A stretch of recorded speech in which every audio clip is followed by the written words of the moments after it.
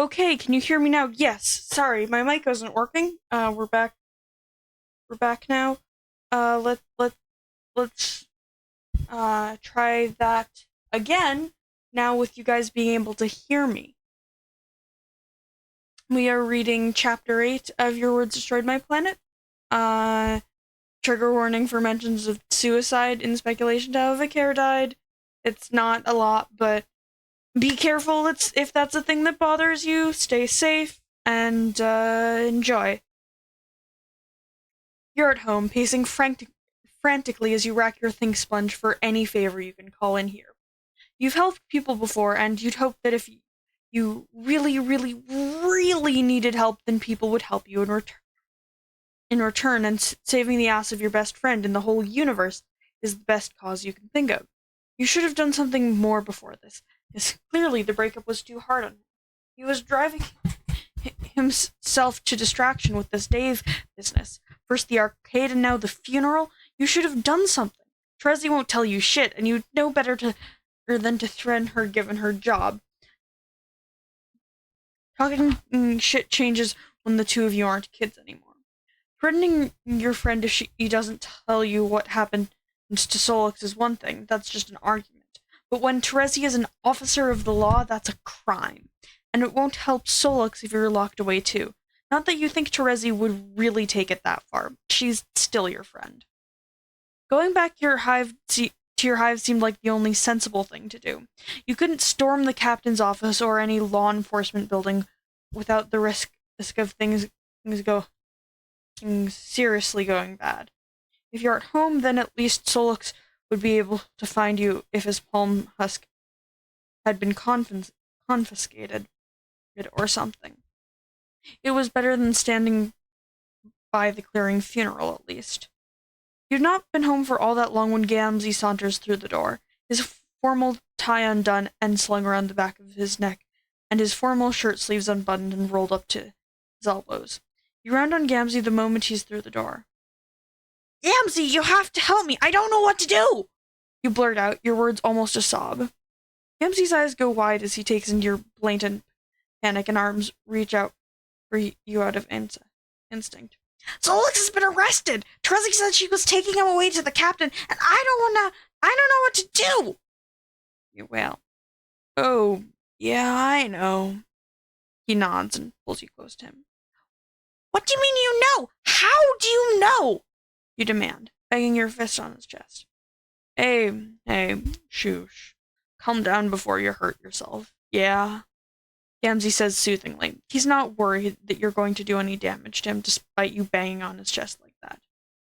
"No, and if you want me not to burst a blood vessel from stress, you'll tell me what you mean by you knowing, and you'll tell me now!"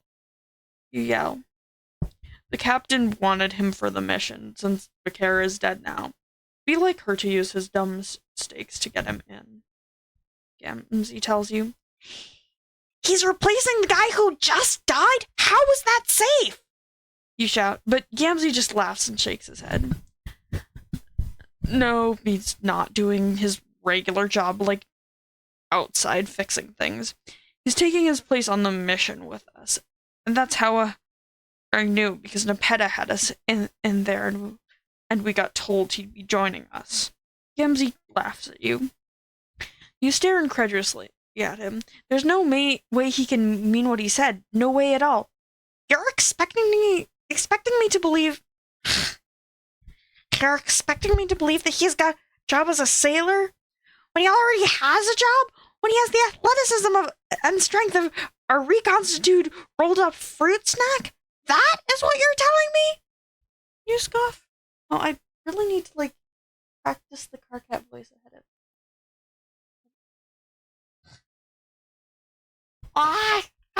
No.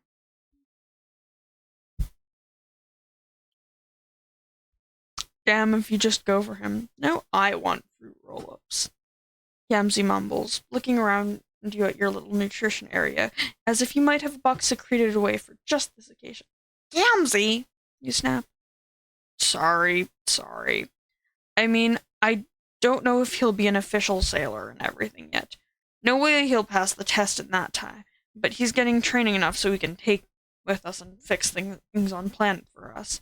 Don't worry, I promise I won't do anything to him when he's out of your supervision. Gamzee swears. Why would anyone agree to that? Why would the captain want that? Why would Solix ever say yes? There's no way he can do that. He's not just unathletic, but I'd have thought his psych history would exclude him. You say in disbelief and break away from Gamzee to start pacing again. It's really hard.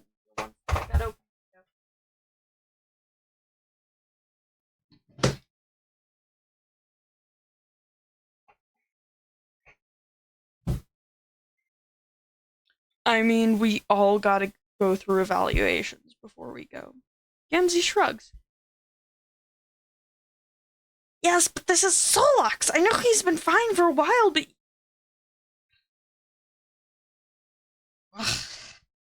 He and Aradia only just broke up, and no one thinks that him agreeing to go on some insane mission now that he's nowhere near ready for is alarming. This is some stunt to try and get Aradia back. You start. It's not that. Gamzee interrupts you.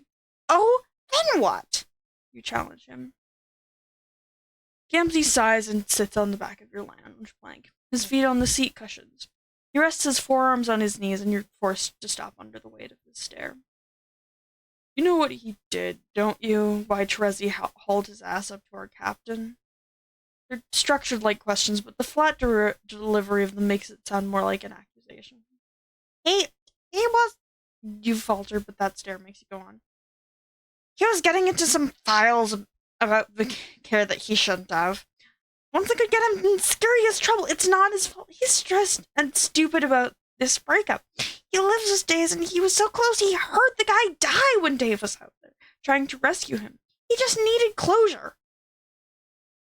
You know, that still makes it a crime, Gamzee pointed out. There's extenuating circumstances. Look, if I can find out what's going on, then I can see what I can do for him. He shouldn't have to go off on some stupid, risky mission. Your work is dangerous, Gamzee. Solix isn't trained or ready for that kind of thing, and he could get killed. You insist. You won't be going if you can't pass, and that ain't up to me. You can't just dig him out of everything. When I get in people's faces, you get pissed, and you making a big deal about unruffling those feathers, but he breaks laws, and... Gamzee complains, but you're not hearing it. Especially not because it sounds a little too much like what Solix's insinuation the other day about how you use your influence as much as Kankri does, which isn't true. First of all, you're a giant high-blood. You know people find you intimidating, and I know it's not your fault, and you never hurt anyone, but I get annoyed when you keep aggravating people. Secondly, if you think I'm not livid at Solix for the stunt, you're dead fucking wrong, but it doesn't change that he's my best friend, and I have to fix this for him. You argue. You've no clue how you're going to fix it, but you will. It was in his autopsy report. Gamzee insists. Oh, that's bad. You might be looking at a serious punishment here. Hopefully you can get Terezi to vouch for his character and maybe his mental health history as well as recent events with Aradi. Yeah, could bargain him down to community service and not time on an actual prison ship. Not like he murdered anyone, but getting into medical records is a felony sort of crime. But it's non-violent, and he heard Vicaire die, so you stand a good chance of being able to get Solix into something far easier that doesn't involve shooting him at a planet.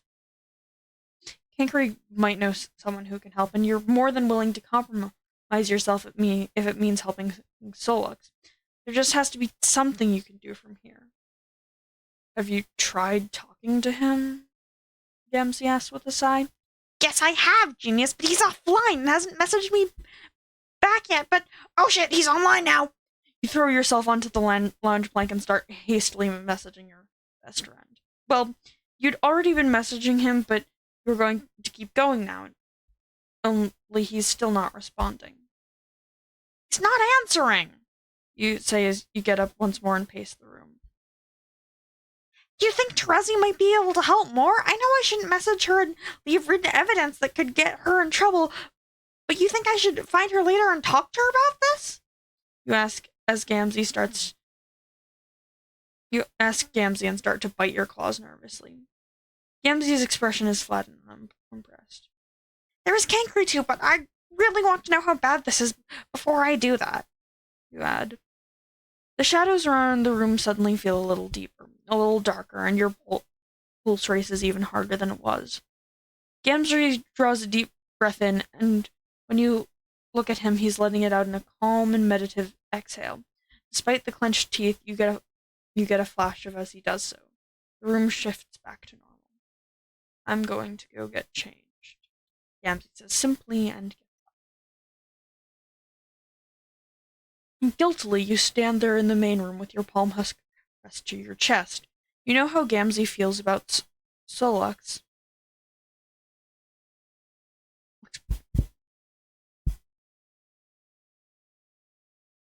You know how Gamzee feels about Solux, and it's not as if the feeling is unwarranted.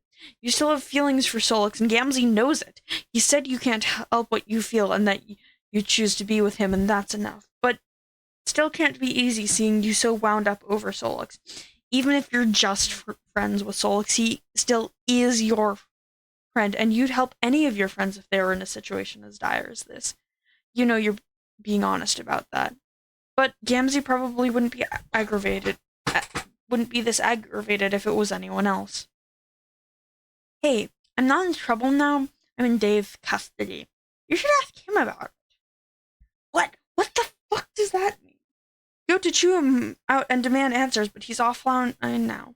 Unfortunately for Dave, he is online, so you immediately turn your ire and general frustration on him. Dave Strider, your new job description had better be supplying me right the fuck now with all of the information I want, because apparently you have Solux in your custody, and if you don't tell me what's going on immediately, no one will be happy with the situation.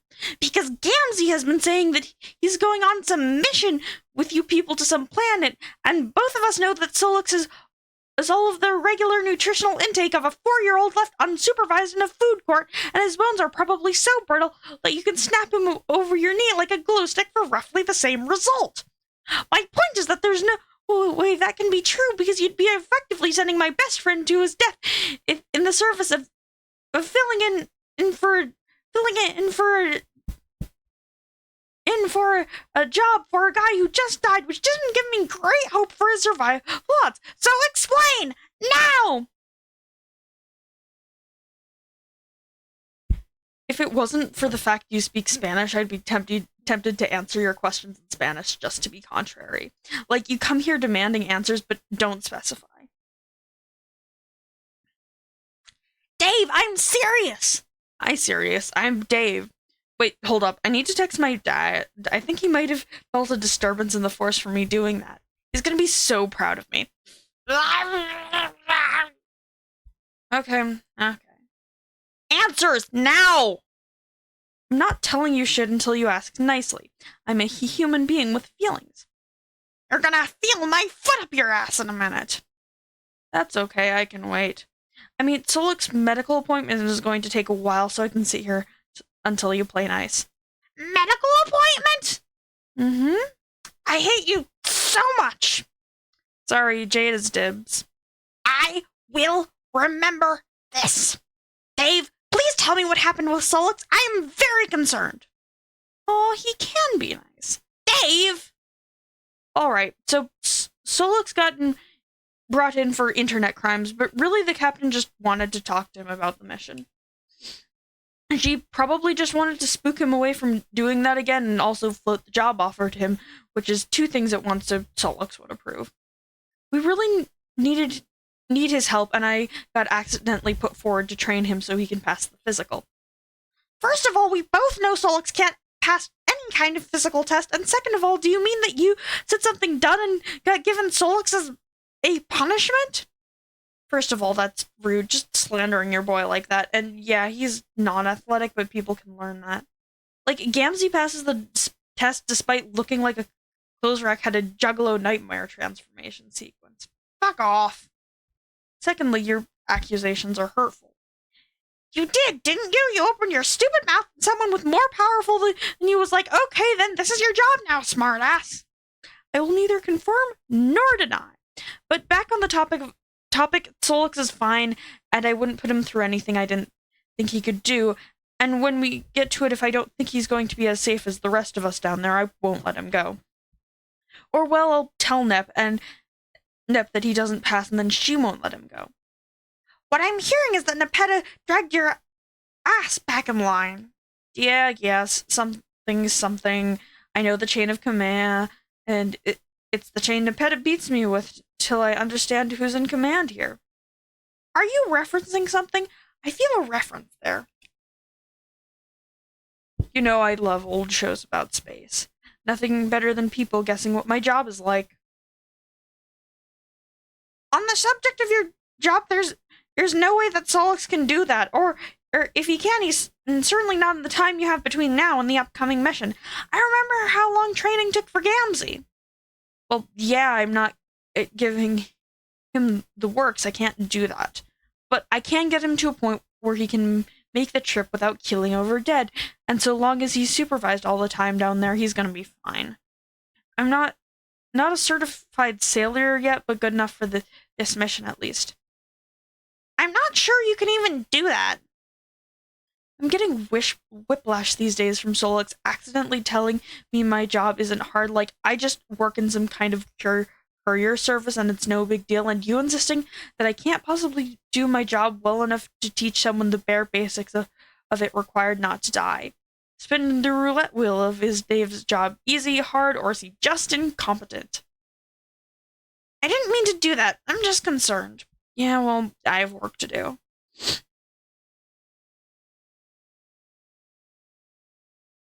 Okay, break that down into the positive and negatives. On the plus sides, it seems like Solix isn't in legal trouble now, which also means you don't need to talk to Cankry or compromise Trezzy's professional ethics, or your professional ethics.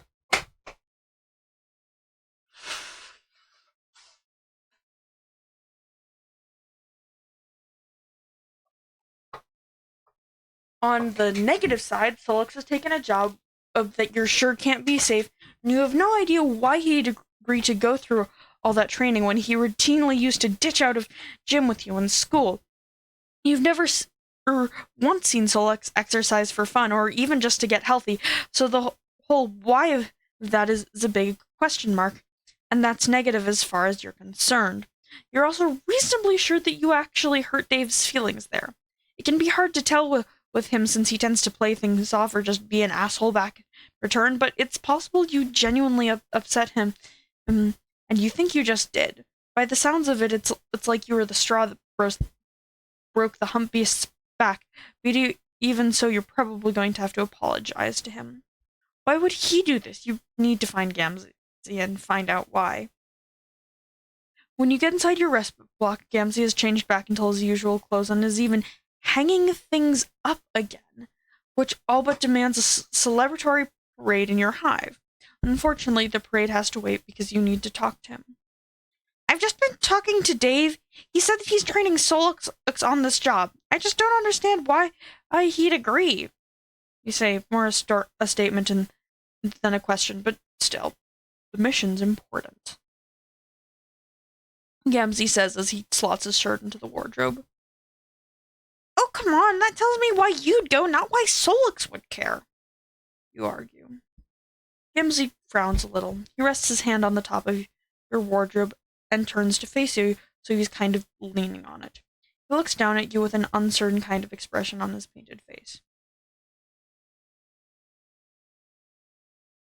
You don't think the mission's important? We have to make ships and get the stuff. You're saying you and Solix wouldn't care about that? Gamzee asks, and you get the feeling that this conversation is heading the same way your one with Dave did. No, I mean, of course, it's important, but the ship's engine is important to keep us going, and I don't see Solix running down there to... You freeze, the word stuck in your mouth. You just picked the engine because without it, the ship doesn't move. Ooh, and you're all fucked. It's important work, but that doesn't mean anyone would rush to sign up and do it. If you've been talking about anyone else, it wouldn't have been an unfortunate thing to say, but this is Solix and it's an engine.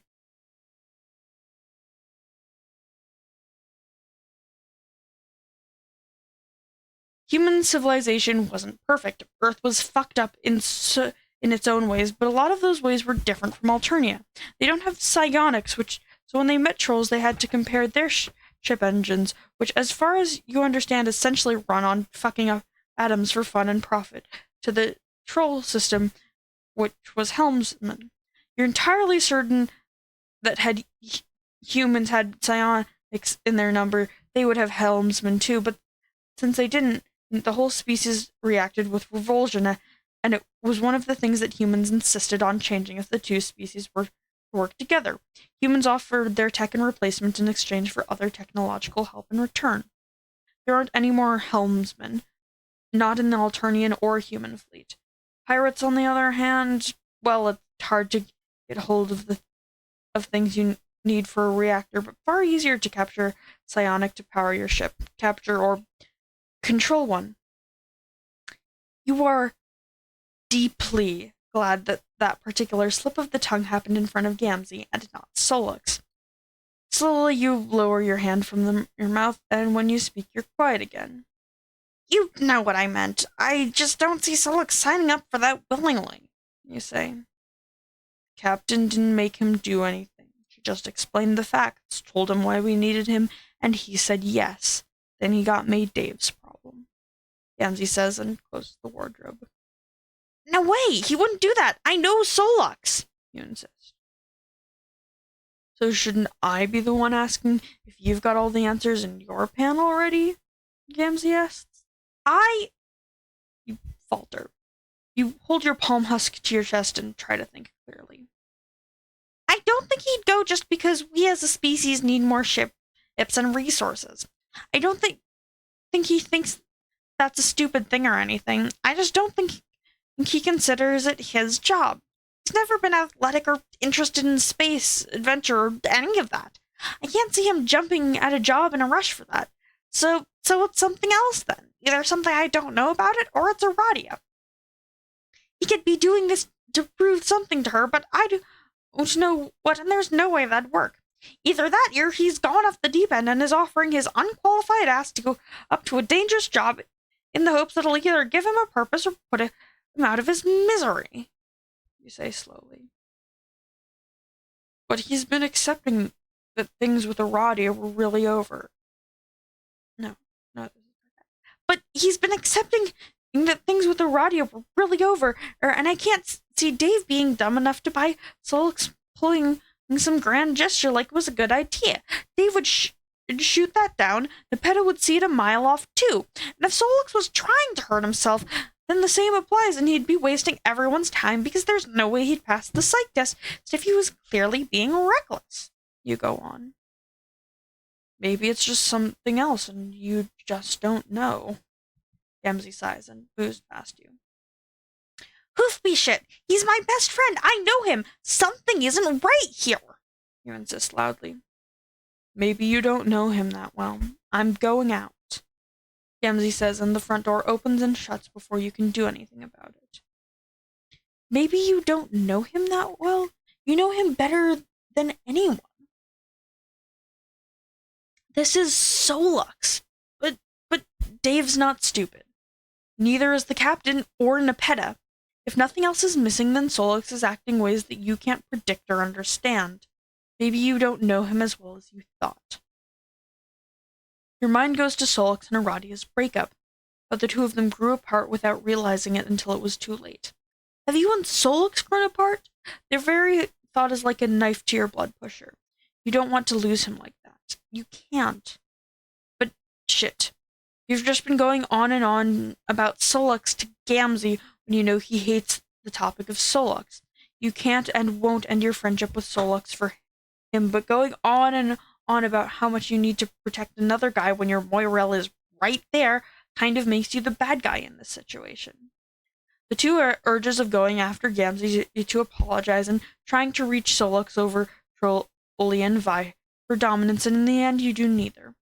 You make a kind of deal with yourself, you feel terrible for upsetting Gamzee, and you know you're pushing the limits of what any reasonable Moirel could be expected to tolerate.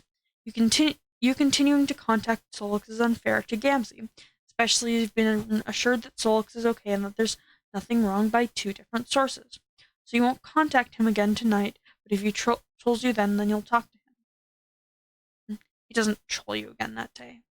Gamzee doesn't come home until small hours of the morning. You only wake up as he gets into bed with you. Guilty and sad with your defenses gone thanks to your sleep, you just cling on to him and drift off again. You dream about Solix. The dreams go along in the hazy, unfocused way that dreams tend to, in that there's more focus on specific details and a lot of the rest is vague. You dream about his hands. They're kind of delicate in their way with long, thin fingers. He's never played an instrument, but you always thought he'd be well suited for the piano because June has the same kind of hands. You dream about his teeth. He has such a nice smile when he's sincere about it. When he was younger, he had braces because his teeth weren't even and it bothered him. He was religious about doing anything the orthodontist said because the idea of his teeth being an ear even bothered him so badly. Speaking of, I forgot to put on my brace rubber bands. One sec. You know, I've been, like, doing extra exercise, like, remembering to do my walks, like, exercise every day because of reading this fic. Like, Solix is the reason I am put together. He is my model for being a functioning member of society, and that's probably a little concerning. I don't know, I was reading fic. Characters can affect you a lot. Your wistful dreaming about Solix shifts at some point in the night to you dreaming about your ancestor.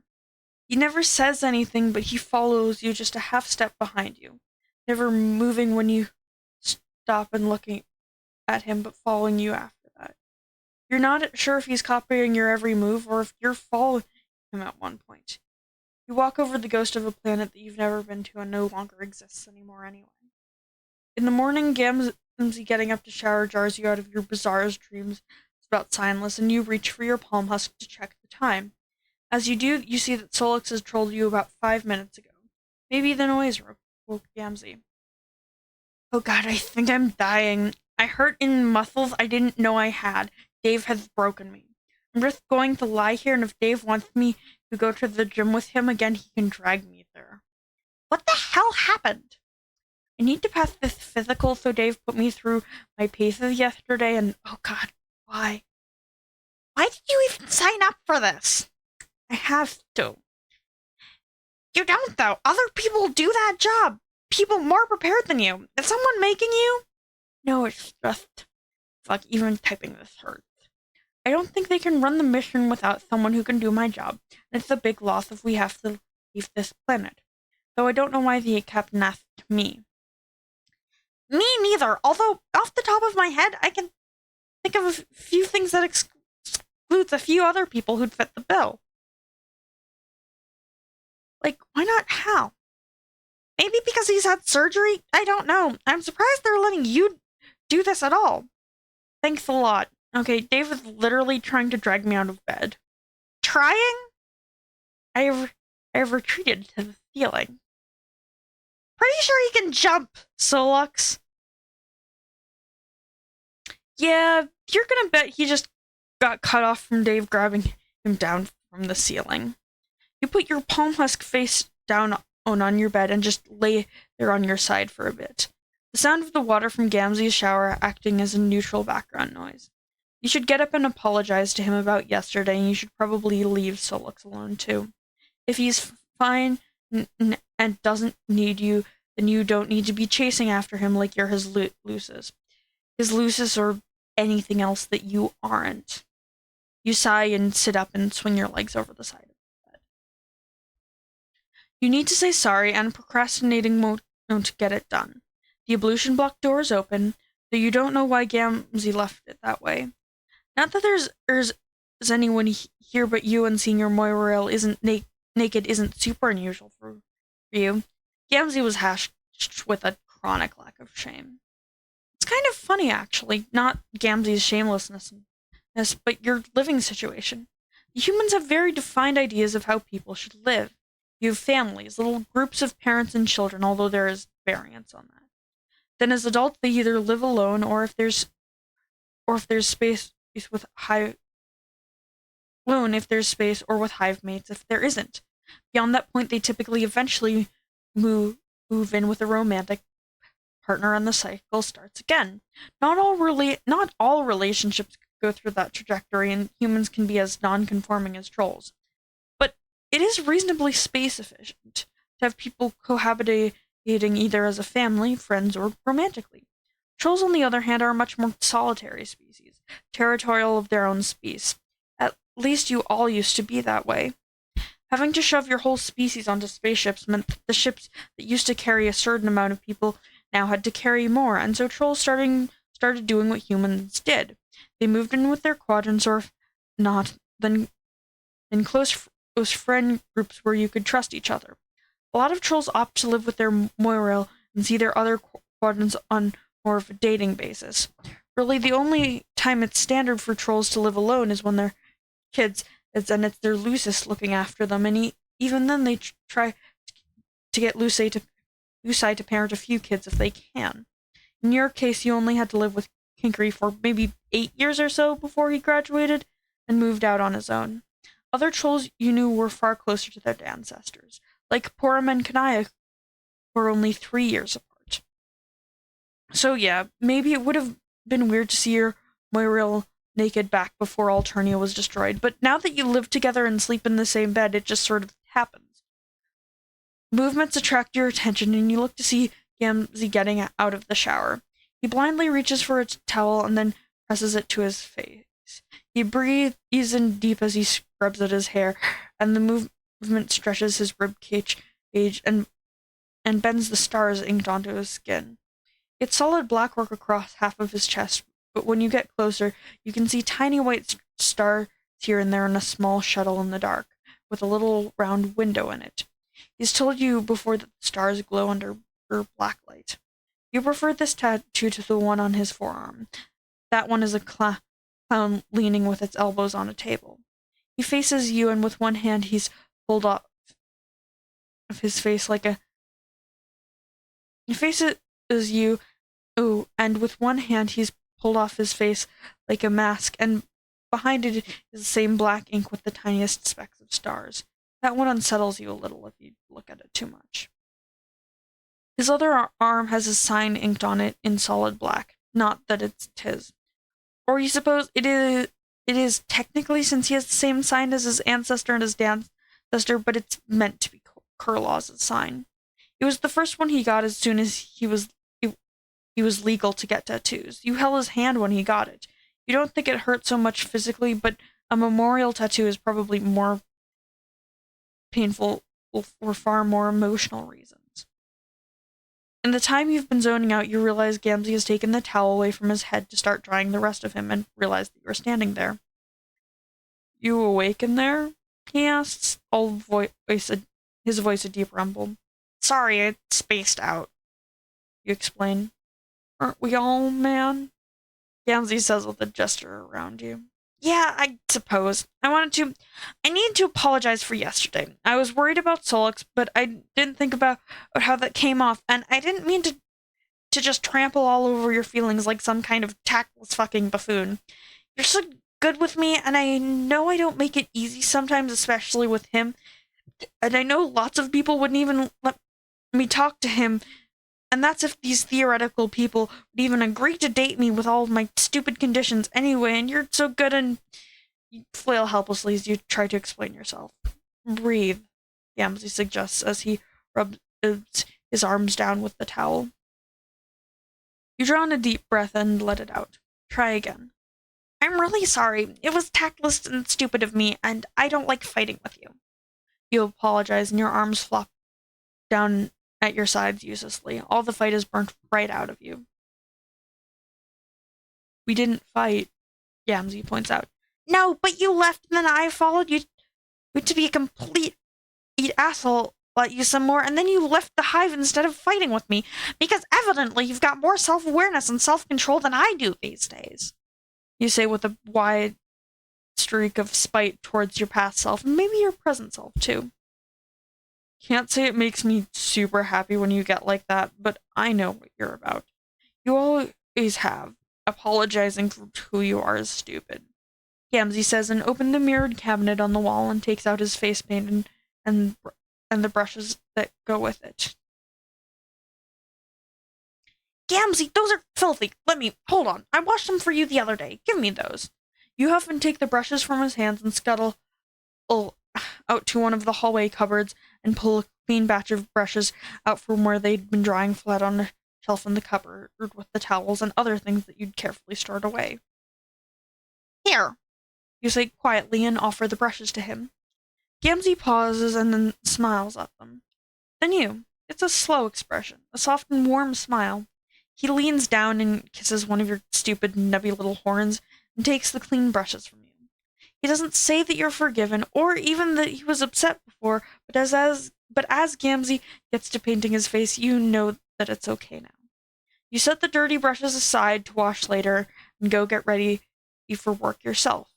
You only check your palm husk when you're about to leave, and Gamzee has already gone, but Soluk hasn't trolled you back. Maybe you're just growing apart.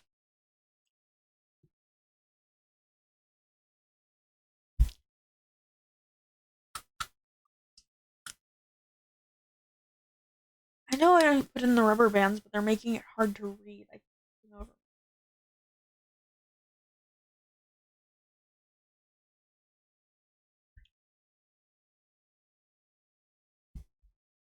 At work, you have to deal with a lot of paperwork, and then 2 meetings mediating between people who don't want to come to a compromise but have to. You shoot a few emails back and forth with Rose about a potential shared case. A guy with mental health problems is having a rough patch, and you need to get ready to put forward the right information about him getting sick leave to deal with that, which is hard given his position in the engine room. Nuclear physicists aren't exactly commonplace, so trying to cover for an extended absence is hard, but you'll get it done. You're partway through comparing schedules with the half-drafted email when your office door opens. You look up ready to yell at whoever is disturbing your concentration, only it's Solux. He walks into your office and drops a recycled paper bag down on your desk, then stiffly sits down with a wheeze of pain. Dave asks if you've seen me. You haven't, Solux says quickly. What? You ask, completely thrown.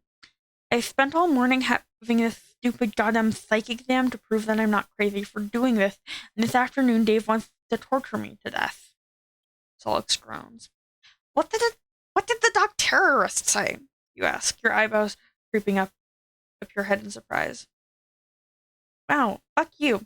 Tell you Dave is going to torture me to death, and you're all like, oh cool, what did you do this morning, though? Seriously? Solux demands. Yeah, you say flatly. Solux glares at you, but you're unaffected. Still bipolar, obviously, but other than I'm totally mentally healthy. Solux shrugs and psionically floats a sub out of the bag. Seriously? Did you tell him about Aradia? You ask incredulously. Get fucked. Solux says loudly through a mouthful of sub. I'm serious, you insist. Solux rolls his eyes and makes a long, suffering noise of irritation. After that, he floats his drink out of the bag and takes an obnoxiously long sip before answering you. Yes, I told him about that. I am within the normal range of sad about breakup. And actually wanting to do a new thing is a good sign, especially as I'm not doing it to be around her. I don't think I'll even be working anywhere near her since she's these rocks and I'm going to be fixing things that aren't working right in their job of doing stuff to rocks. I don't know, I'm not a geologist or an archaeologist. So I'm clear to do the mission thing, Solux explains. You make an uncertain face and reach into the bag to get your own lunch because it's clear that Solux brought food for you too. Still not going to ask about the torturing me to death thing? He prompts you. By torturing to death, do you mean he's making you work out? You ask him as blandly as possible. I hurt in places I didn't know I could hurt. I didn't know how many tiny little muscles I had until today. Little support ones like here, Soluk says and points to the places between his ribs and then several other different muscles as well. Are we talking injured here or just sore? You ask concernedly. I'm talking tortured to death. I told Dave today about all these little ones hurting so bad, and he was like, that's great, it means I'm doing it properly and engaging my core, whatever that means. And then he forces me to do sit-ups until I begged for my Lucis to save me. Hal took pictures. Solix whines. I can't believe that. Never trust a strider with a camera. Or without one, you say thoughtfully. Everything hurts. Solix whimpers and slides a little lower in his seat. You take another bite of your lunch and try to swallow the feeling that's been lingering this whole time. But it doesn't go down as easy as your sandwich. And Solix says to his food instead of you. I wanted to say sorry for yesterday, I mean. What? You blurt out without thinking. Well, I dragged you to the funeral like that, and then Terezi said you were pretty panicked when she took me away, and I was MIA for ages. I only sent you a few messages, and Dave said you were really worried. Yesterday was a lot. After Dave torturing me to death, I kind of just came home, ate a crazy amount of pizza, and passed right out. I know you were probably panicking, and I didn't make that easier. Solix says, still to his lunch. So, sorry, he says with a shrug and then winces. You stare at him a little speechless. Are we still friends? Solix asks, actually looking around at you with concern on his face this time. Of course we are. Always, you say without needing to think. And a guilty part at the back of your mind would rather not think about this at all. Good. Solix nods and goes back to his lunch. You pick a slice of onion off your desk from where it's fallen from your lunch and eat it. Your mind wanders as you do so, possibly to distract you from the fact that you're just eating a slice of raw onion by itself. Eating a slice of raw onion by itself is great. I don't know what you're talking about. I'm kind of glad that the psychiatrist gave you all clear. Well, not kind of. I am. I have to admit that after the Aradia thing and the sudden fascination with what Day is doing, I was worried you weren't handling things well. You admit. I want to be mad, but yeah, that's fair. Solix sighs and takes his frustrations on his sandwich by biting a huge chunk of it off. Well, I'm glad that you stopped thinking that there's some big Dave conspiracy as well as with Gamzee, Aradia, and that other guy, Fawzer. You feel a little bad for forgetting his name. You're good with names. Solix bolts upright in his seat and turns on you, waving his sandwich at you as he struggles to swallow the stupid amount of food he bit off. No! Solix finally gasps. He's absolutely still involved in something, and I'm still going to find out what it is. I got answers yesterday, but to questions that I wasn't even asking and about entirely unrelated things. I think, okay, tangentially related, but there's still mystery and I need to know. You smack your head on your desk and groan in agony. Silas didn't die horribly for the most minute trace of his DNA to occur in me and my ancestor just for you to come into my office and subject me to this. Gamzee's whole religion is fucking wrong. No deity would allow this to happen. You wail into your furniture. Shut up. Also, I called Dave on being a liar, and response was only more infuriating. But he's stuck with me now, and I'll figure this out. Assuming he doesn't torture me to death first with training, which he might.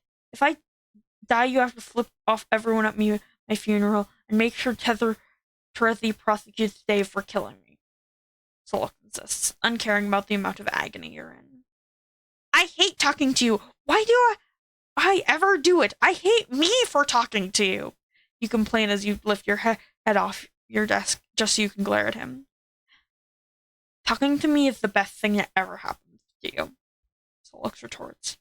You consider that for a moment, then stand up and lean over your desk so you can poke him in the stomach, causing him to wail in agony and nearly fall off the chair trying to get away from you, and flips you off with both hands as he leaves. Yeah, he hasn't changed. You feel a little lighter for Solix's unprompted visit and free lunch, a little less like you're losing your oldest friendship. On the topic of maintaining friendships, you figure you have another that could use some work.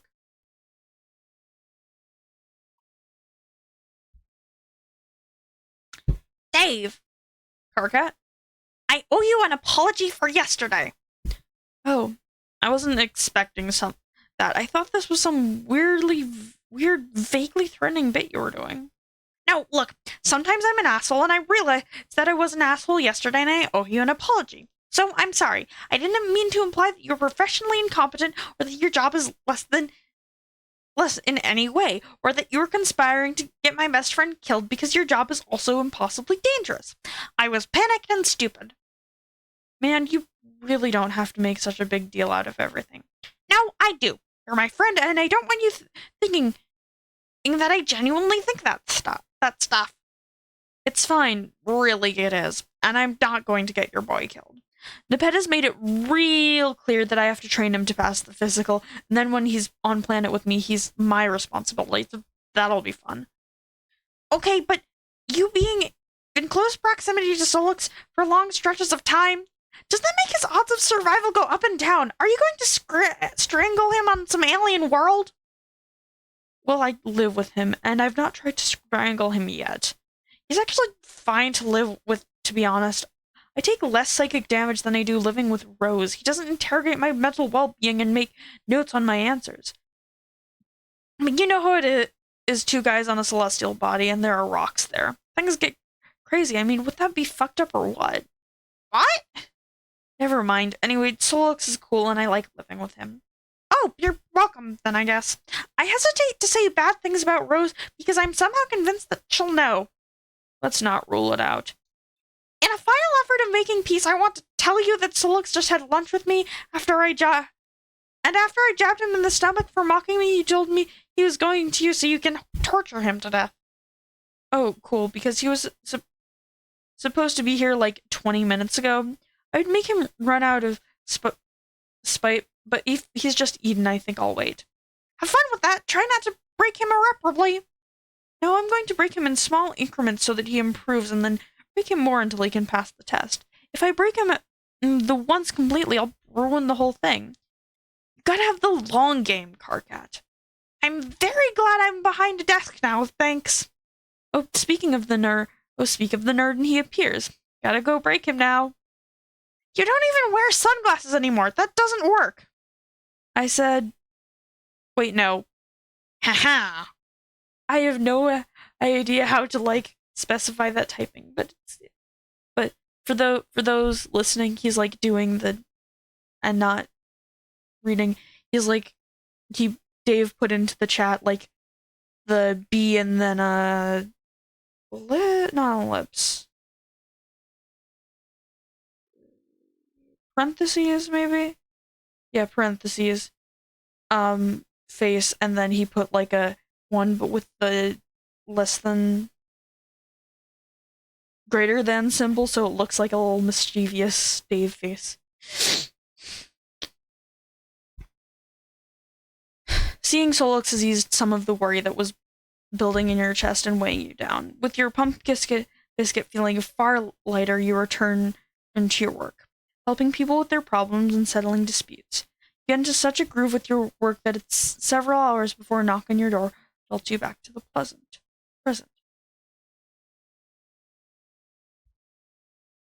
A familiar head peeks around the door. A teal lady who's a decent number of years older than you.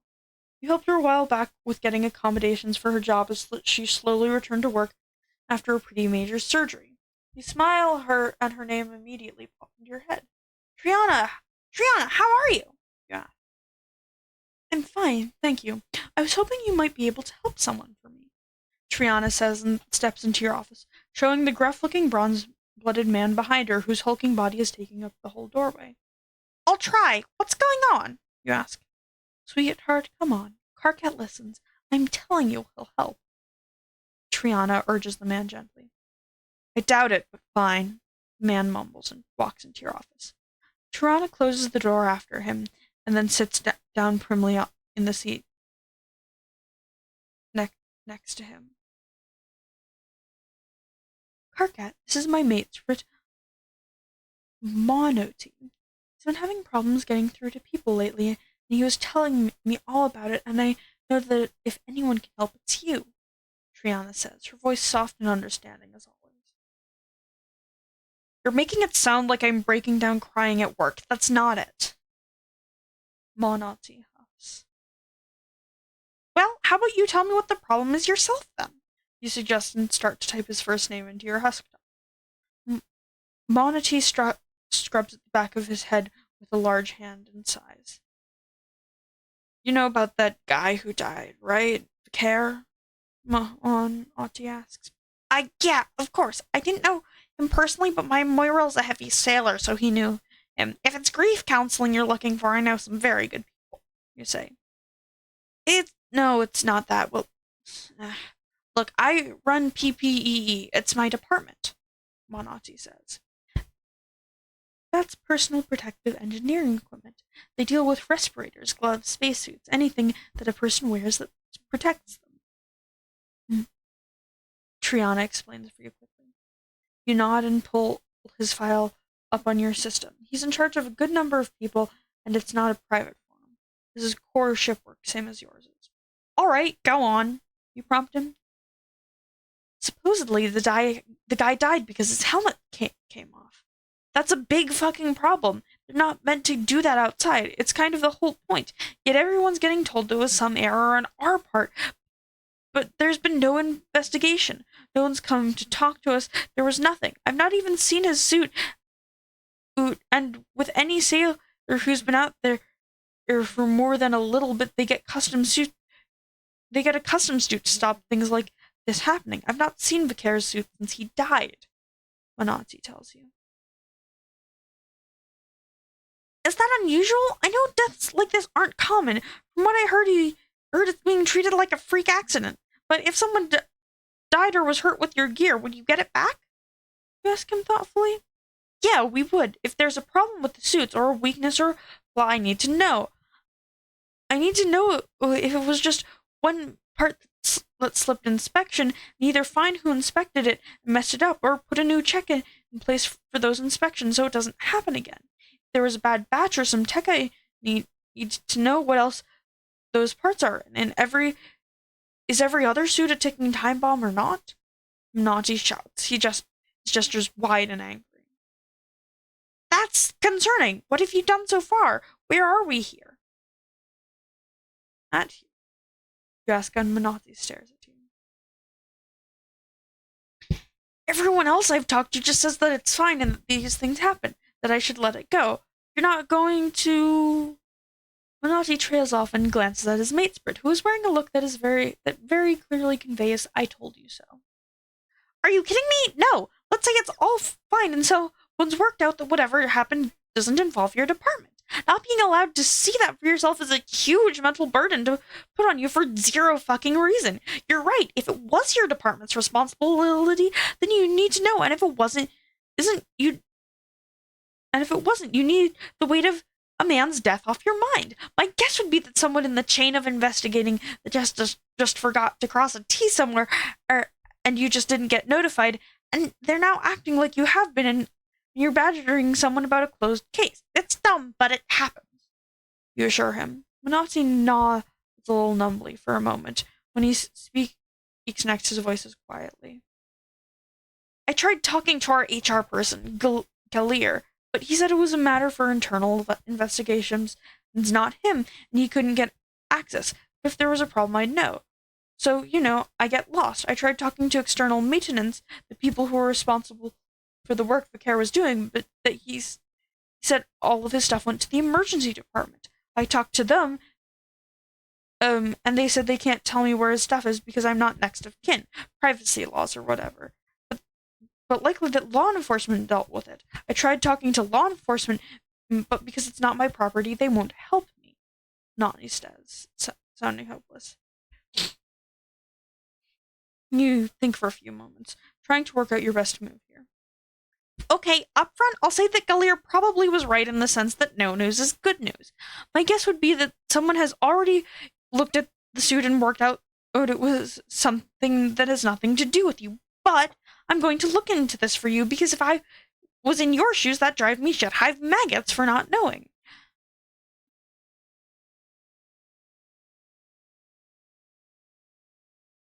Yeah, I know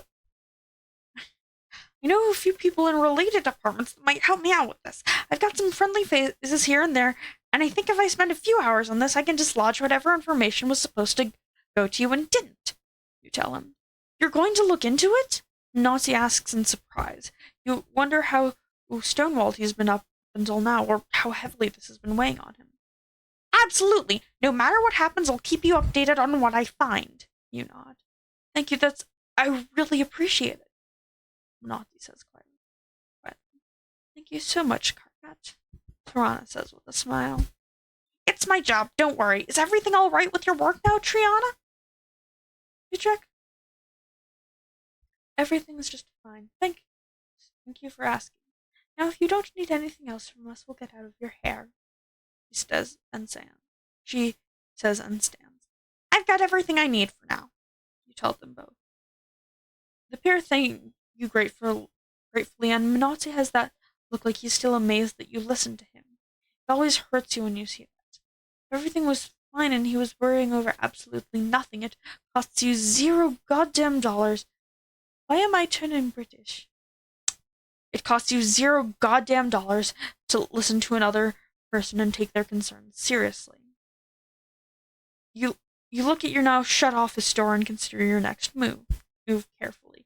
You pick your desk phone up and dial a familiar number without having to double check it. Pyrope! Terezi's voice grates down the line into your ear duct. Terezi, I have a question, but I think I already know what you're going to say to me.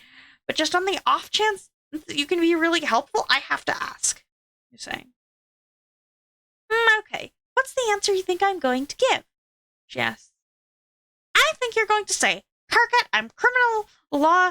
You clearly need internal investigations who definitely won't talk to you. That's what you're going to say.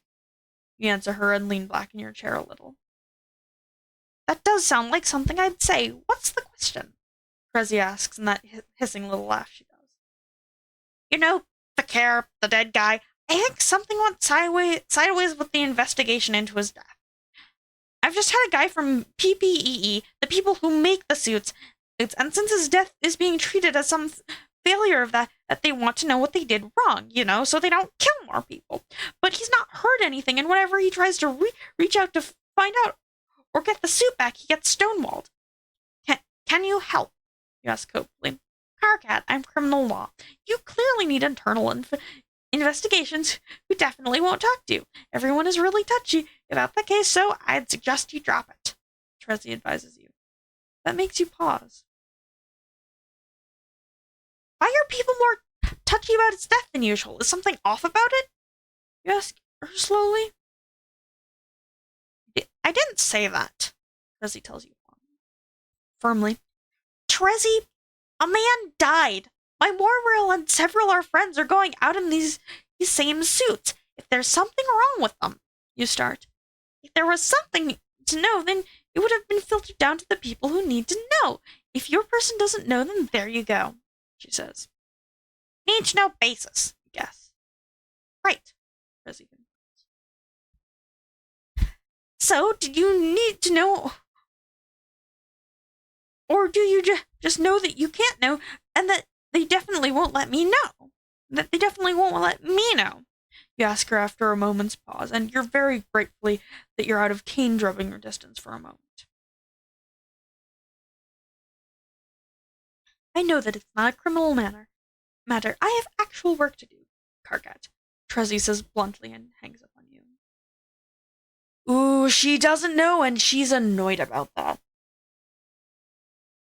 You've definitely massively upped your chances of being smacked by a cane out of nowhere when you didn't know she was nearby. Still, it seems worth it.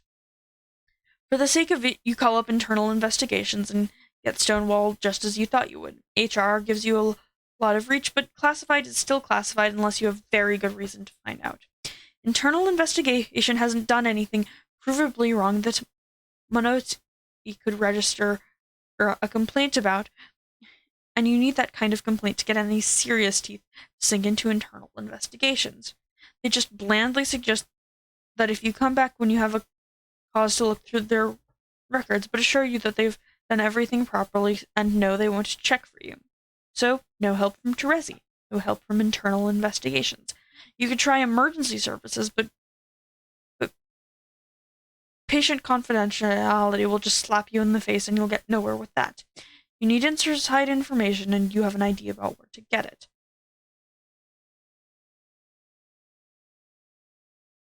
The engineering section of the ship is pretty varied. Given it that it maintains and runs the ship, maintains and repairs the ship as well as builds others bit by bit to assemble externally. But there's core operations like that, but also private companies who deal with more niche resource or bid for the work to do specific things for the ship without being internally owned. You're headed for one such workshop. Strider Enterprises started out as a two-person company. Well, no, technically it started out with Hal working there too, but seemingly you can't have all three of the triplets together without someone trying to maim someone else with a wrench. As far as you know, Hal still does some software work for them on the side, but the business is primarily run by Roxy and Dirk now. What started out as that little operation has grown crazy fast into the sole provider of robotic tech to the ship's external operations and employs about 30 people now. You consider it a personal merit that you've never had to come here for a complaint, which, given that you know Dirk, is somewhat surprising. Strider Enterprises is abuzz with activity as you walk through the doors. You can see Dirk on the upper level, so you go up there. The robot he's standing by is technically a little smaller than him, but far wider and bulkier. Roxy has a cable jammed into it and seems to be in the middle of a heated discussion with her brother. No, I'm not. No, I'm not saying that you can't do it in the sense that I doubt your abilities. I'm just saying that no one is going to let you set off an EMP in the middle of Karkat.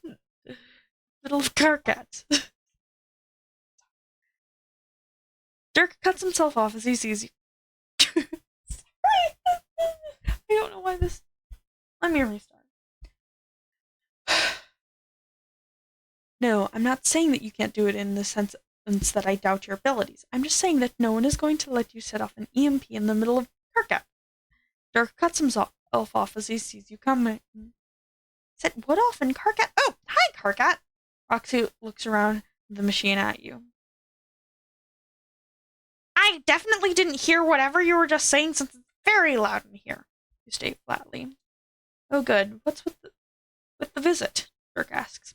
Hi, Karkat. It's nice to see you. What brings you here? Roxy asks louder. Like it'll mean you didn't hear Dirk.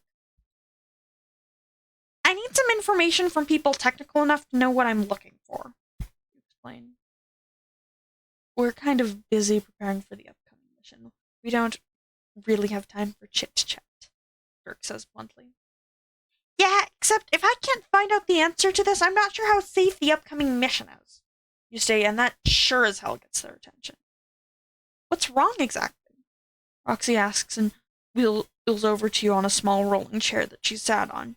You guess it was more comfortable than leaning all the way over to work. You know the guy who died, the care? You ask, and both of them wince. Not personally, no, but we were both there when Dave hauled ass to try and save him. What about him? Roxy asks. Supposedly something to do with his suit killed him. Can you tell me anything about that? Have you seen his suit? You ask hopefully. No, that's not the kind of tech we do. You're looking for the PPE department. You should talk to the guy in charge there. Bonatti, I think. They do suits and dermal tech that interfaces with sailors as well as masks and other stuff like this. If anyone got the suit, it'd be his department. Dirk says and pulls his gloves out of his belt to demonstrate. Yeah, I'm asking because he's not heard anything, but supposedly it was his department's problem. You explain. That's weird, Roxy says slowly. Yeah, and everyone he tries to talk to shuts him out. I've had about as much luck. I don't even know enough about suits to know what I'm looking for here. You tell them both. I've been wondering about that, actually. The way the suits are And the helmet, boots, and gloves of the suit lock together like a twist and lock system. That system is supposed to jam and shut the moment you pass the airlock so you can't hit something and accidentally remove something. Even if it was a suicide attempt, it shouldn't have been possible for him to actually make it a successful one, Dirk says. But I don't think people said it was suicide, right? Though an error in the filtration could have given him carbon monoxide poison and given him delusions that made him take the helmet off. Roxy points out, an air problem in the suit not locking Occam's razor. That takes two things to go wrong at the same time. Dirk counters her. Maybe that's why it's a freak accident. But if there's a problem with whatever tells the helmets they can't come off, or with the air filtration, Minotti can't check all the other suits, including Dave's, then we've got a problem here, you say. But if it's not a freak accident, that means he bypassed the suit's locking mechanism himself, or someone else did. It'd be simpler, but definitely worse, Roxy says gravely. Terezi says it wasn't a criminal case, though, but I also got the feeling that she wasn't involved, you say thoughtfully. You think they're covering up for someone? Roxy asks. It's some kind of cover-up. Listen, I didn't know the guy, but I do know he was big into becoming a sailor. There's a bar way down called the Wild Rover. It tends to get a mix of engineers from nearby and sailor types. I bet that someone there would know Vicaire, or at least hopefully they'd know him enough to know if he deliberately tampered with his own equipment or if someone else did, Dirk suggests. But if someone else did, why would Vicaire try to take his helmet off at all? Roxy challenges him, but Dirk just shrugs. I'll go and see if anyone will talk to me. Do you know what usually happens to suits after they've been decommissioned? I assume the things that can be reused would be recycled, but I guess that's specialist work. Isn't that? Oh God, her name's gone. Kanaya's older sister, Dan's sister. Roxy snaps her fingers as she tries to call the word to mind. Porim, yeah, that might be her line of work. I know she makes the custom suits or the fabric part anyway. Okay, thanks. I'll go to that bar now. I appreciate the help. You nod. Good luck. Here's hoping it's not a horrible murder cover-up or anything, Dirk says with a wave. You shake your head and walk off, just catching Roxy bringing up an EMP again. You walk a little faster so you don't hear anything dangerous at all.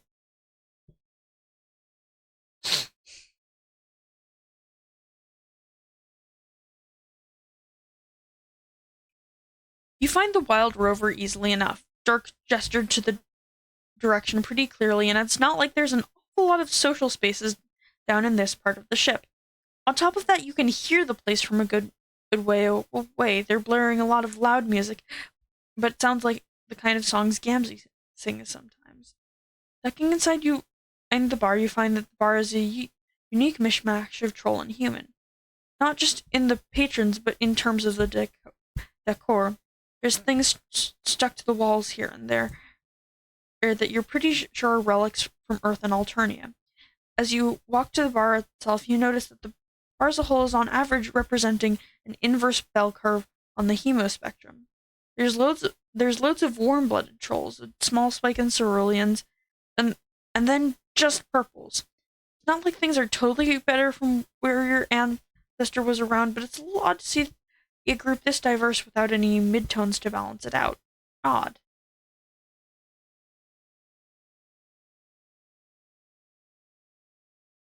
I was trying to realize why it's distributed like that, and I think I know. You lean on the bar and wait for the barman to notice. It doesn't take long for you to get his attention. The older Rustblood lumbering closer with a customer service smile at you. Hi, what can I get you? He asks. Hi, I know this might be a stretch, but I'm from HR. Don't worry, there's not a problem here or anything. You mend quickly. You don't have any problems here, the barman says simply. Good. Glad to hear it. Do you know Vicaire Ratit? You asked him? Yeah, I did. Poor kid didn't deserve to go that way. was in here all the time, trying to hang out with the sailors and whatnot, the barman says unhappily. You read the name off his ideal real quick. Gamor Uspir.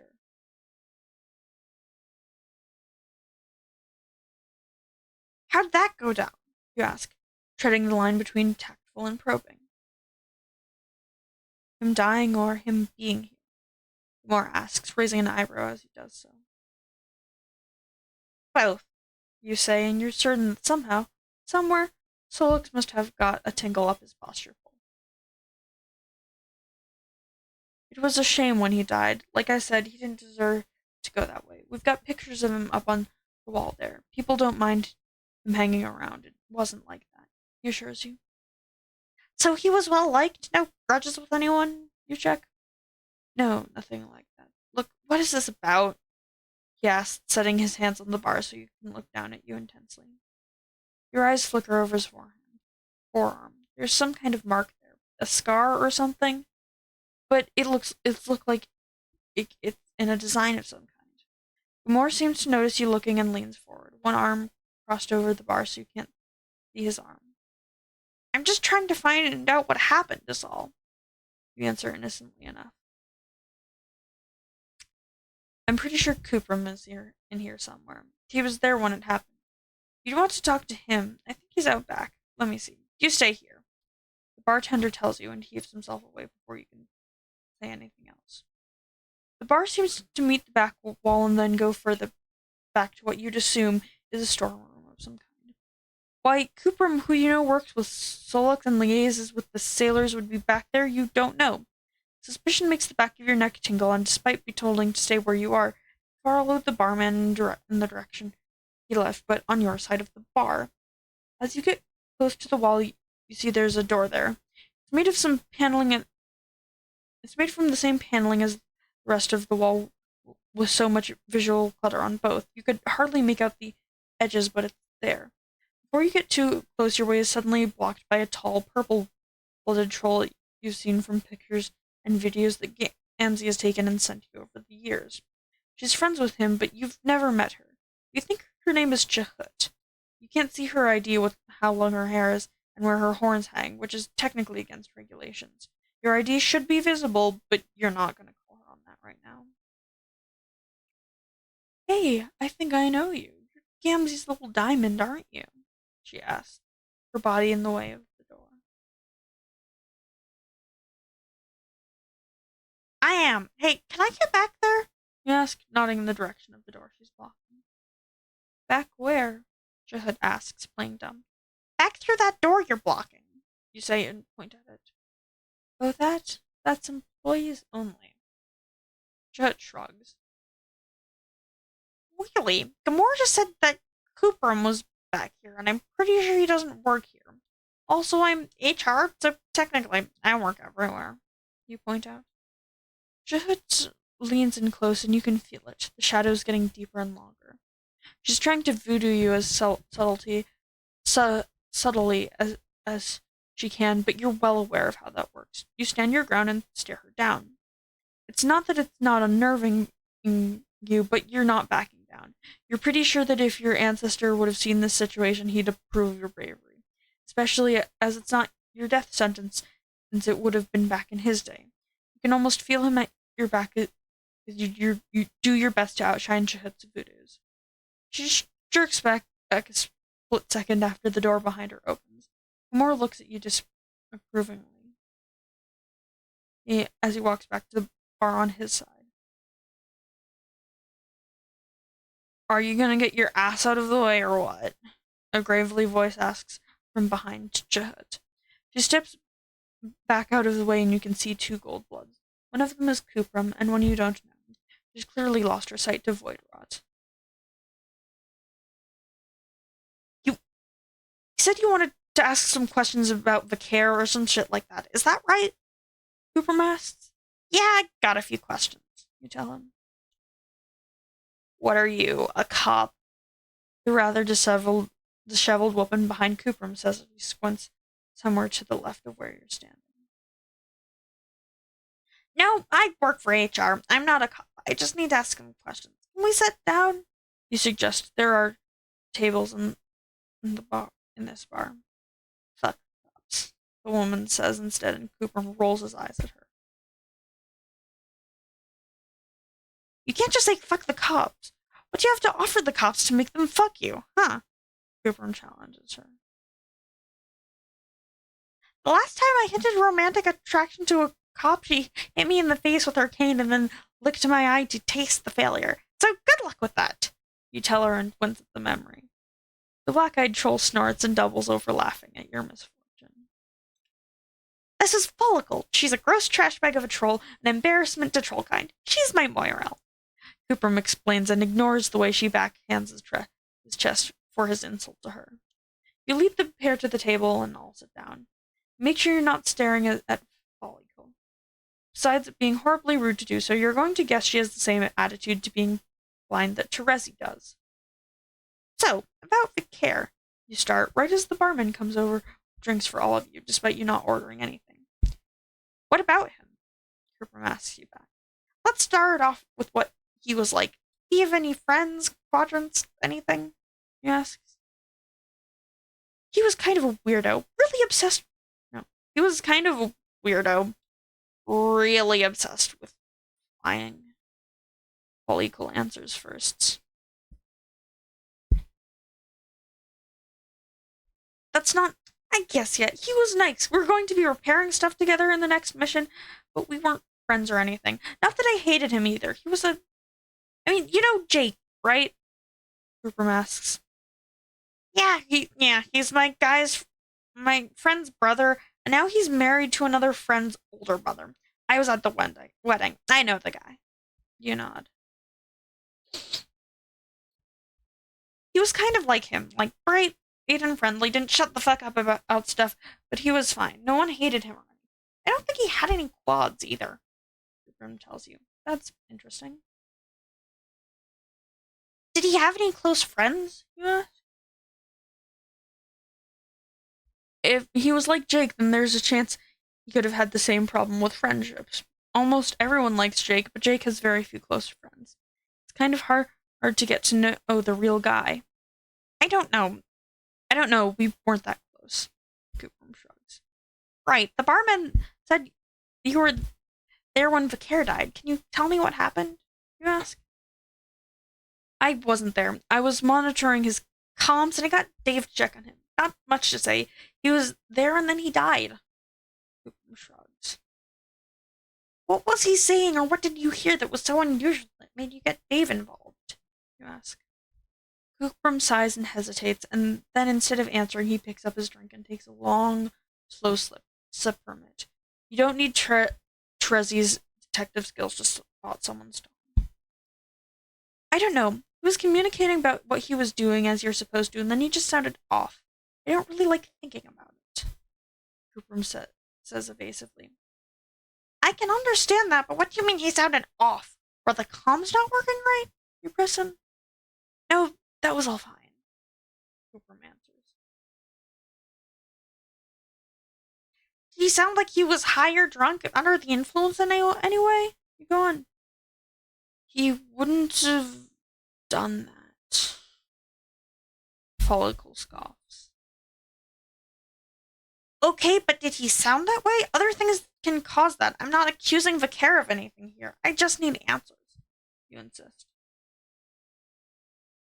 Just felt wrong. I had a gut feeling, and I was right. Haven't you ever had a gut feeling? Cooper man's clearly defensive. You look at Cooper across the table and how uncooperative he suddenly being.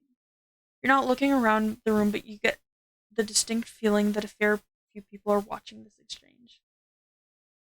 You expect me to believe that you sent Dave out there as fast as he could possibly go because you had a non-specific gut feeling? You ask him slowly. I was right. Where'd you get off coming in here and asking questions about all this shit, huh? Huh? It's all over with you and you're not a cop anyway. He snaps at you. Because a man is dead and... You begin to say, but he's apparently not done.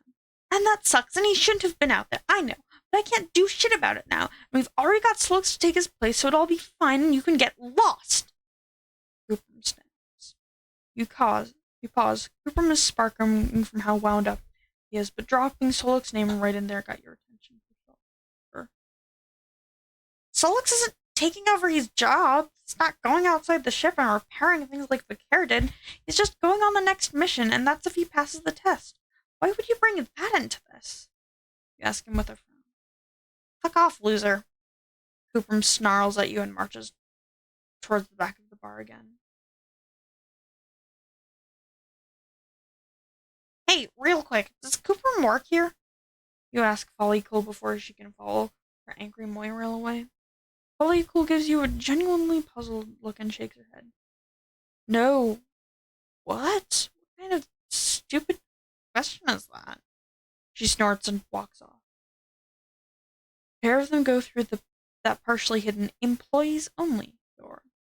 Say that the atmosphere of the bar has become unwelcoming would be an understatement, so you leave before someone tries to throw you out.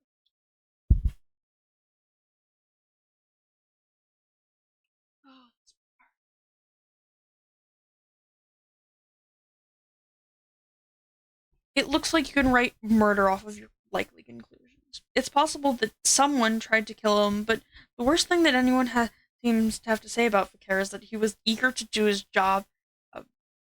It probably wasn't that. No one mentioned any quadrans either, so jealousy as a motive is pretty shaky as well. You'd be wildly remiss not to factor in how clearly suspicious everything back there was. You get the impression that Cooper was told just who you are and why you were there before he was brought out of that secret back room. But even given that you don't think they were being technically untrue about Vicaire as a person, instead the details of his death were just weirdly vague. Whatever they know, they're not telling you.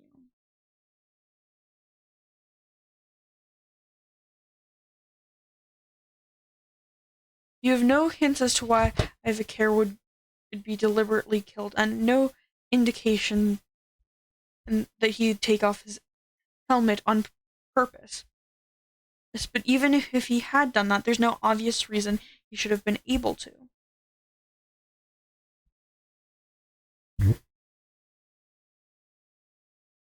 The answers all the sailor types are giving you who are shady as hell, not incriminating. You've got no suit. He wasn't sent to the Striders. The next place to try would be Porum then. Porum's primary business is fashion, and producing her own garments, but also designing patterns that can be digitally transferred so ships far, far away from here can reproduce her work. However, she does custom make every personalized space boot and all surviving gear that the sailors use.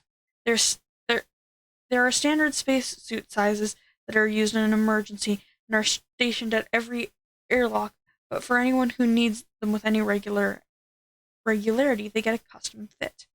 It makes sense that a poorly fitting spacesuit can be a death sentence, and she prides herself in fittings. She wouldn't have made all of the mechanical parts of the suit, but the textiles are all her, and if anyone's blaming the suit for Vicaire's death, she'd be invested in getting the truth. The journey to her workshop isn't all that far. She is a boutique in the fancier retail district, but the real work is done here. Stepping through the doorway, you find a good number of trolls hard at work cutting fabric, pinning things together, sewing. It's a real hub of industry.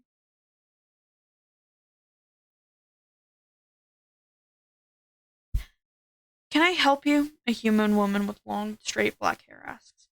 I'm Karkat Mantis. I'm from HR. I need to speak to Porum, he explains. We don't have any problems that need HR. The woman drawls and holds her tablet a little closer to her chest, which just happens to show off a cutesy sticker with a sewing needle that reads, "Snitches get stitches."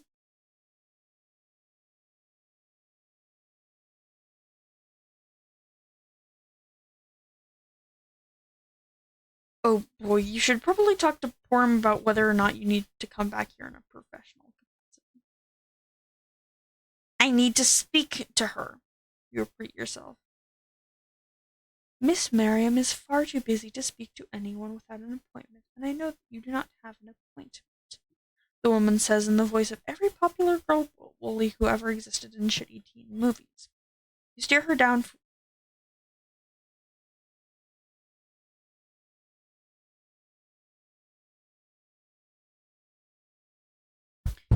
for a moment, but she just stares back.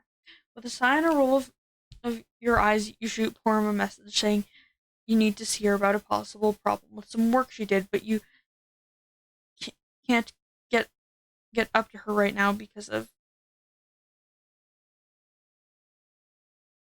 What's your name? You ask, since she's blocking her idea with her tablet. Milan, she answers, really stretching the ah in the word. Humans do have naming conventions, although they're baffling to most trolls. Even leaving aside how their names are gendered, which isn't a thing for trolls. Karkat is a man's name for you because you're a man, and it's your goddamn name.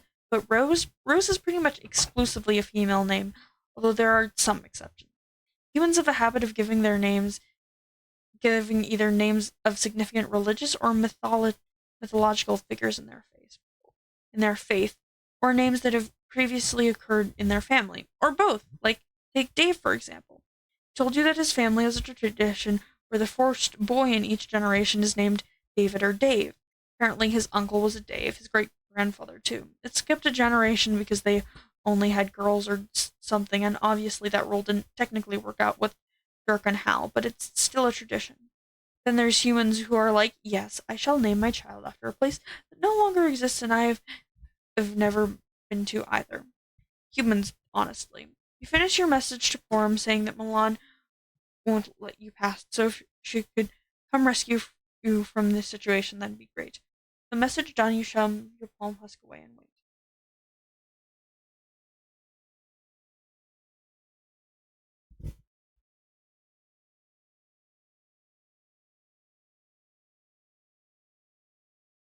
Alright. My mom's contacting me about chores I need to do.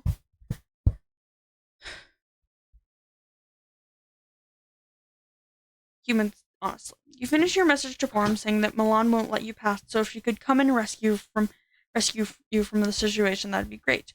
That message done, you shove your palm husk away and wait. Since you don't have an appointment, you should really leave, or I can call security, Milan says with a sneer. Nah. Porum, hi! You nod as you see Porum's office door. Watch her sweep graciously down the steps for you. Karkat, darling, hi. How unexpected. Milan, you really should have let me know he was here.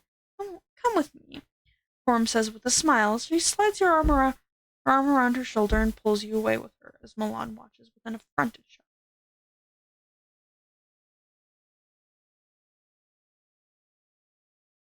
New assistant? You ask quietly. Yes, she's got an excellent memory for patterns and textiles, but I think she's watched too many human fashion movies. Very Devil Wears Prada. Forum size. It's not like people still don't make movies, TV shows, and books. There's loads of that about, and it's considered important cultural work to do. But for both of your species, there's a traumatic fault line of the before and the after. When you'd been considering going into film instead of HR, you'd been planning your thesis out on tropes in movies before and after that line. I mean, disaster movies are still a thing because escapism and a sense of horror are innate to both of your species, but it was a long time before people felt ready to show or see planetary destruction on film. Post-apocalyptic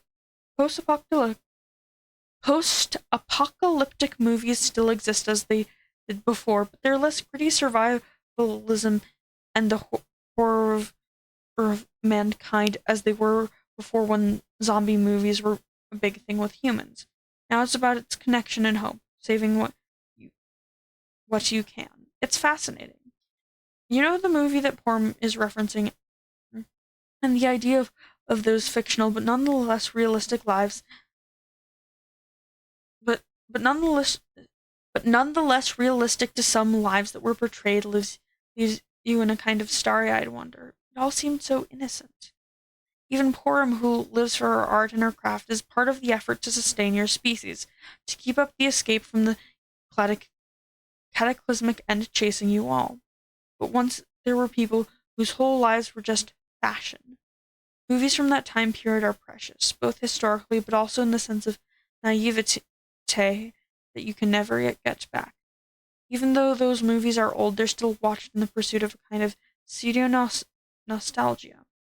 Honestly, you could go on for days about how this is, or indeed write that thesis that you dreamt of so much. But, well, you didn't go into film. Not that you don't love your job. You love helping people. People always praised you so much for how good you were with people, how nice it is that you could help. Pinkery also said that it was a far better use of your time and pointed out that your ancestor died to help people. The least you could do was work to help people and stop someone with less humo-equitable views from taking the position. Besides which, academia is hard, and you're still not sure what you have done with your degree if you had even gone for it. You help people and you like that.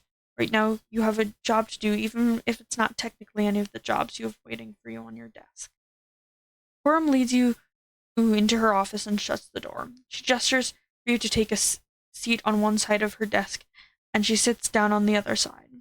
She slides a few empty mugs out of the way and a book of fabric swatches, enough space to set her elbows down and rest her chin in her palms. What's going on, then? Coram asks. You know about the care? You ask it as your starting point. The guy who died recently. Yes, of course. She nods. I had Monotti from PPE approaching me about his suit. It seems like people are saying his death was a freak accident to do with his suit, but he's not heard anything about that. No one's told him anything or investigated anything on his end, and he's been shut out every time he tries to ask. And I've not had any better luck. You explain. Coram's eyebrows raise at your words for a moment. She fidgets with her lip ring slightly. Are they saying it was our fault? She asks for a moment. That's the thing. I've not heard anything. Everything has just been hearsay. Have you heard about his suit? You ask again. No, not at all. We fitted it for him, of course, same as everyone else with one.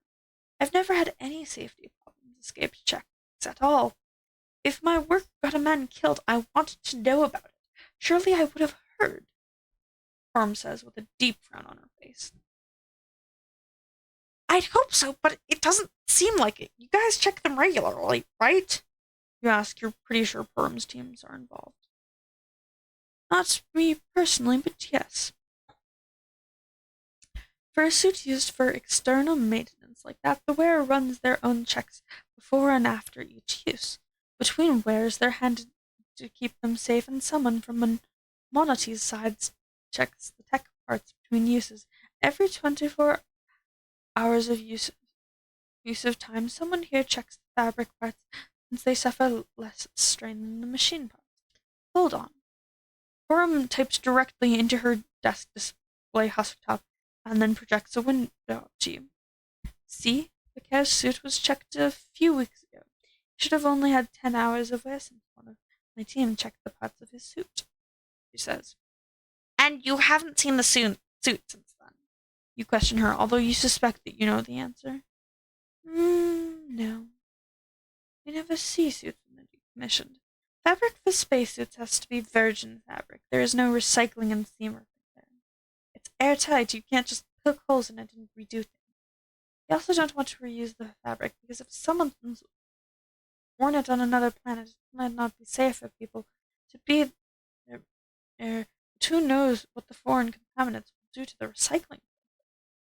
Or no, if someone's worn it on another planet, it might be safe for people to be there, but who knows what the foreign contaminants will do to the recycling process. I'm sure Monotti's team probably melt and reuse the metal part, but not fabric. But regardless, I would have thought it would be with whoever investigated the death and internal investigations, most likely. Sorry. she says. You sigh and slump in your seat, while Porum regards you with concern. You don't think it was an accident? She says quietly. I don't know what it was. No one seems to have a bad thing to say about him. Just he was keen about space and friendly to people. I don't think anyone murdered him, but it doesn't make sense that he both would choose to take his helmet off out there, or that he could even do that. And I know that's what happens because Solux heard him die. You say wearily. I hadn't heard about that, she says, clearly even more in the dark than you were.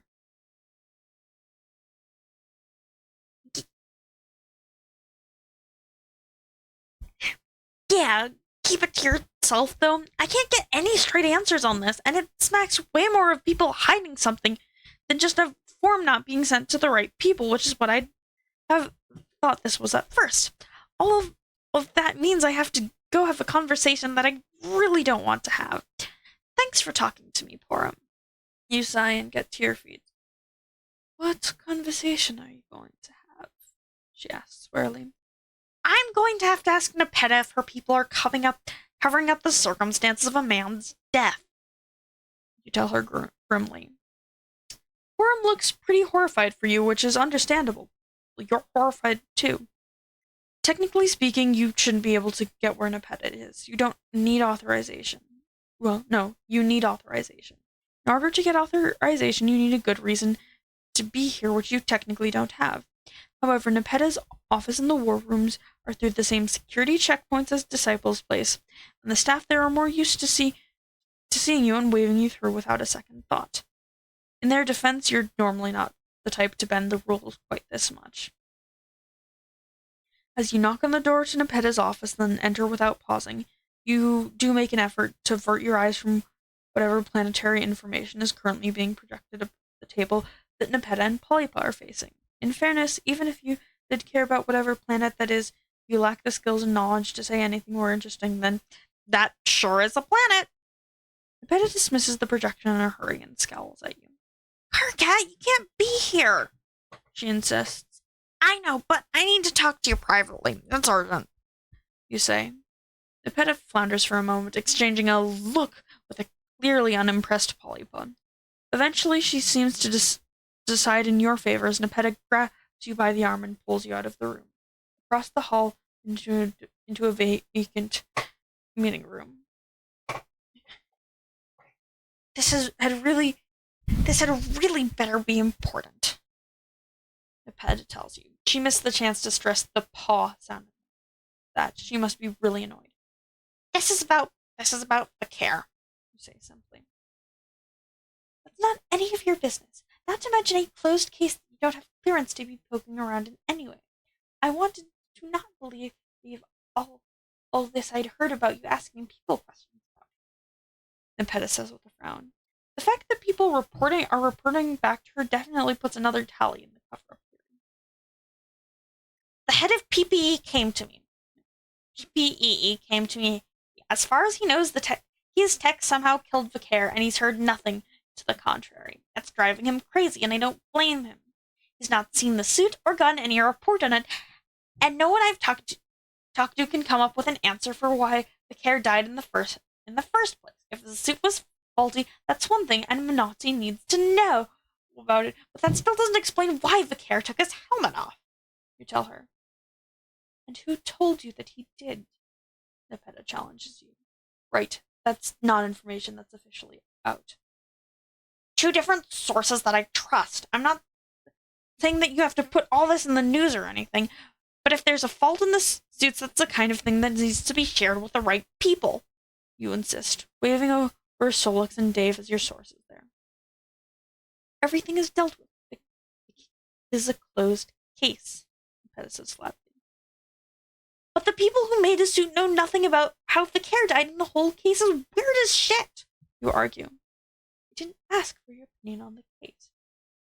It's a case which is closed. You need to leave, Nepeta says and moves to put her arm around her back and usher you out. You dodge out of her way so she can't move. I'm not leaving until I get the answers that Monty needs. What was it? The suit failed and his psyche dropped the ball in assessing him? Did he sabotage his own suit and the psych missed that? Did something happen to his suit that made him hallucinate and something else sabotage the suit? What? None of it adds up. I need answers. You snap. This is above you, Park. We're friends and my ancestor cares about you, but I still outrank you here and I need you to leave. The pet hisses. Now, how about this? Either you release the information about how Vicaire died to me and Monty, or I'll demand a public inquiry into his death. One that calls into question the safety and integrity of all the suits here, since you won't tell me what the problem is. You can kiss your mission window goodbye. There's nothing to hide. Why are you being like this? No, why are you being like this? You ask as calmly as you can. You wouldn't. The pet breathes. You think I'm willing to risk the life of my Moira, my friends, of you on that mission if I think there's some critical failure with the suits or someone running around sabotaging them? You think I'll let that happen? You retort. The pet's stare pins you in place, but you can't back down. Solix was right. Something is off here and you're not willing to see people die if it's something bad.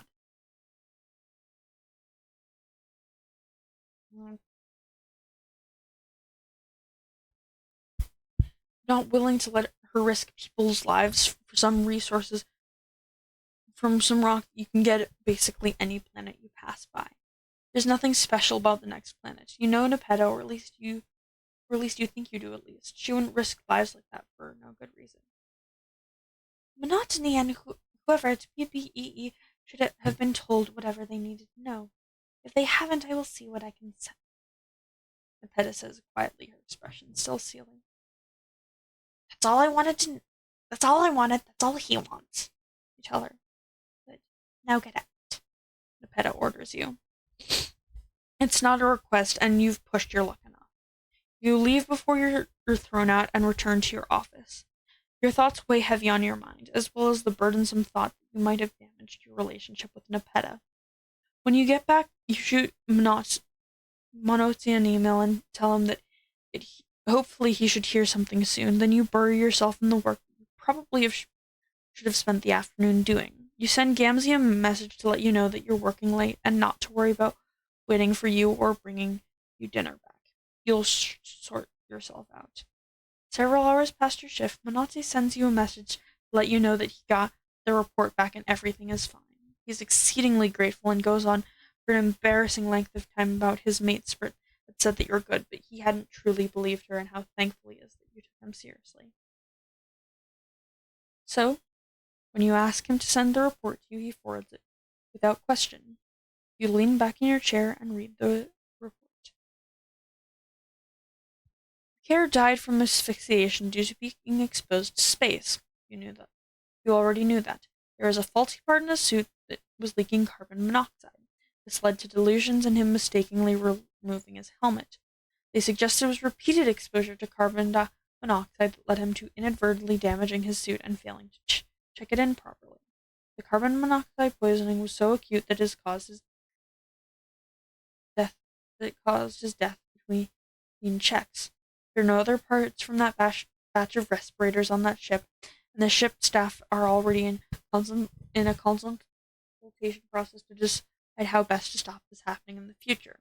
The final verdict is that it's a tragic one-off freak accident that was no one's fault, and the details have been kept quiet to avoid besmirching the reputation of Vicaire as a careless sailor or inadvertently implying that this was his fault.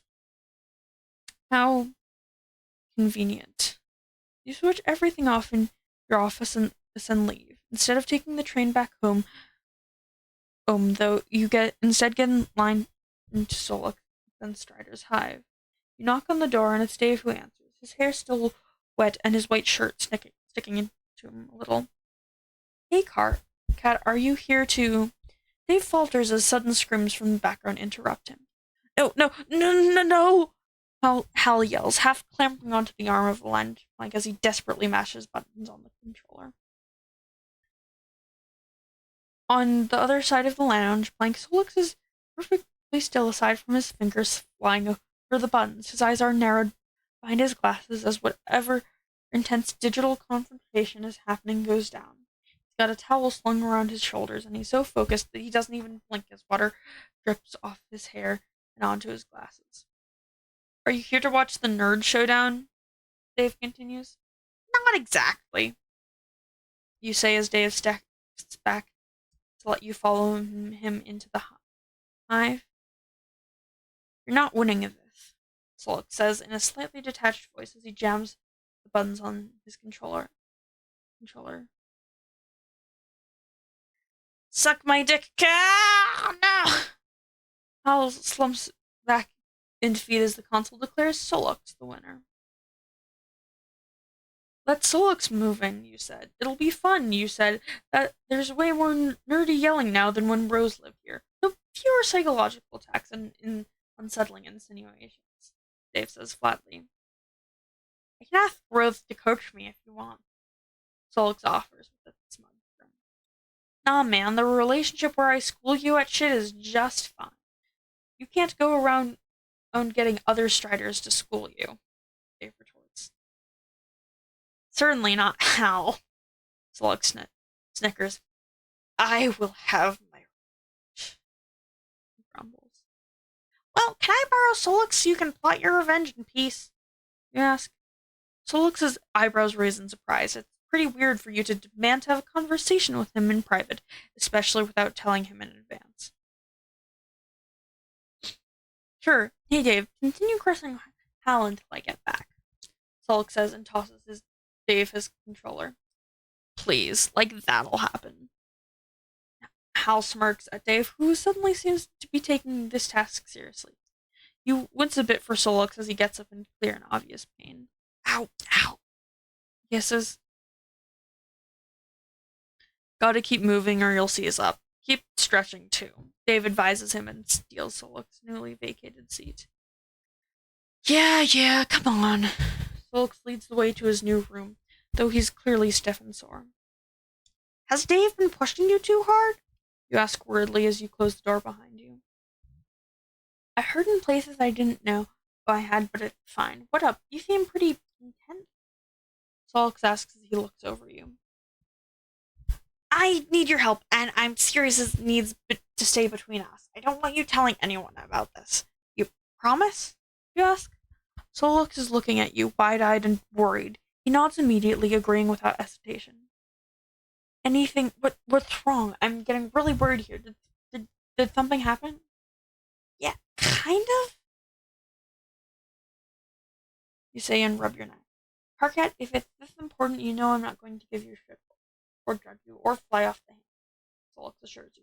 You have a horrible feeling he thinks this might be Gam's related. You know the thing with the care? Can you tell me again what you heard? You ask him carefully, and he seems surprised at this question. Sure. I heard him thinking about taking his helmet off.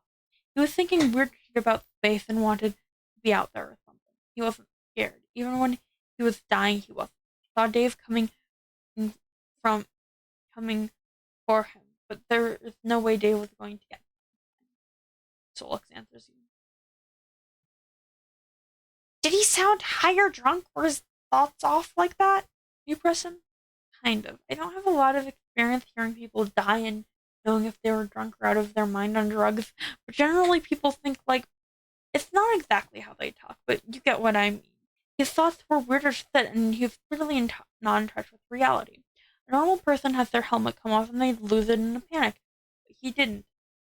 I know he wasn't high or on drugs, though. I saw his autopsy report, Solix says. And there it is. There's one question left to ask. Was he poisoned by carbon monoxide? You ask. No. Aside from spacing himself, there was nothing wrong with the guy. Even the psych reports were clean, if anything. Solix says with a shake of his head. Yeah, well, I got involved in investigating today, and people have been shady as shit. I had to threaten Apetta to get her to send this report to the people who made the suit. I don't think I was supposed to see it, but you definitely didn't see this. You say and hand your tablet to him. Didn't see a thing, Solix says as he takes it. The frown on his face deepens as he reads reads the report through, and finally he looks up from it to stare at you. This is complete hoofbeat shit. Completely contradicts his autopsy, and somehow this is no one's fault, so everyone can please stop asking? No way in hell. Solix hisses. Right, that's what I thought. But you shouldn't have seen the autopsy report, and I can't show this to you. I sure as shit can't stop the mission because as far as I can prove, everything's fine. You say miserably. This whole situation is frustrating as hell.